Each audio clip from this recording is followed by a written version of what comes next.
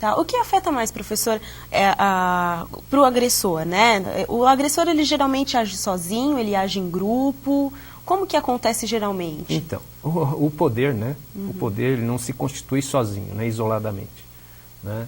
É sempre alguém, de certa forma, dentro de um grupo. Né?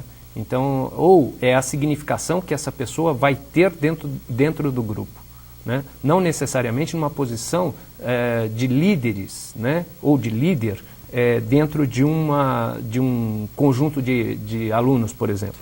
Né? Mas uma pessoa que de certa forma, se usa do poder para subjugar o outro em relação à agressão que ele está fazendo. Então, de certa forma, ele tem uma certa autoestima, né, elevada no momento em que ele pratica o bullying. Ele se sente, a autoestima dele se eleva, vai acima. Né? Não posso dizer que ele se satisfaz com isso, mas ele procura sempre a elevação da autoestima dele a partir da agressão ao outro, a partir do subjugo do outro.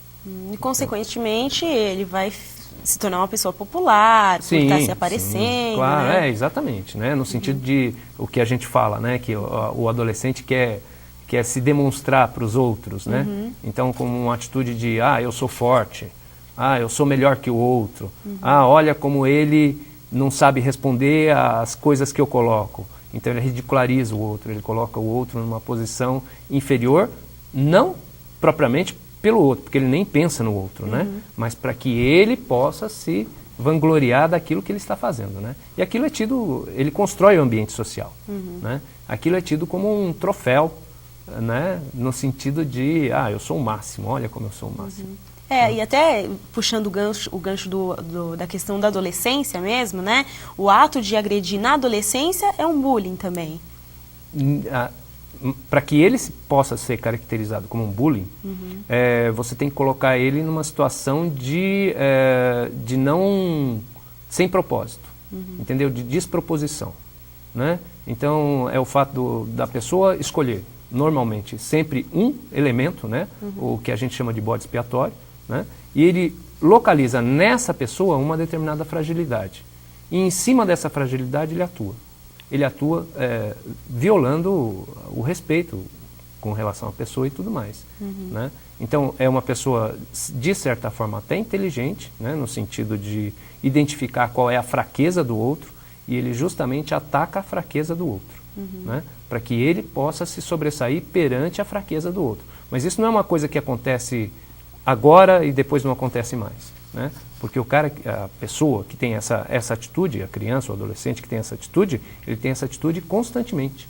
Né? Então ele se sobressai, se hoje não é com esse, amanhã é com outro. E ele vai se colocando perante os outros no sentido de violação mesmo, né? De violência mesmo, né? Contra o outro. E voltando àquela história do professor das consequências, né, da cabeça de como que é o agressor, isso é um fator psicológico, é pura maldade? O que seria exatamente isso, assim, pelos estudos? Não chega a se configurar como maldade, né? Porque você consideraria maldade uma pessoa que tem a nítida compreensão daquilo que está fazendo, em relação ao mal que está fazendo ao outro. Né? Mas a pessoa que é agressora, ela não tem toda essa consciência, ela tem uma visão mais centrada em si mesma, né? Voltada para si. Então ela vê a oportunidade de sobressair, né? De que seu ego seja mais enaltecido, né? A partir do momento que ele agride o outro. Então ele vê na agressão uma forma de enaltecimento, né? De supremacia, vamos dizer assim. E, professor, tem alguma forma de combater isso? Não sei, de repente algum movimento ou alguma forma de combater o bullying, né? De como que faz para isso acabar? Acabar, eu acho que, né? Acho que seríamos muito utópicos falar sobre acabar, mas há algumas medidas que podem ser tomadas no sentido de diminuição, né? Então, uma das coisas que se observa na maior parte dos estudos é a questão, primeiro, da organização social. Da organização social, não, desculpe. da organização física. Né? Em locais mais bem cuidados, né, a ocorrência de bullying é menor. Né? Então, o que significa? Que o ambiente, o cuidado com o ambiente, ele é um cuidado necessário para que as pessoas tenham um bem-estar. Né?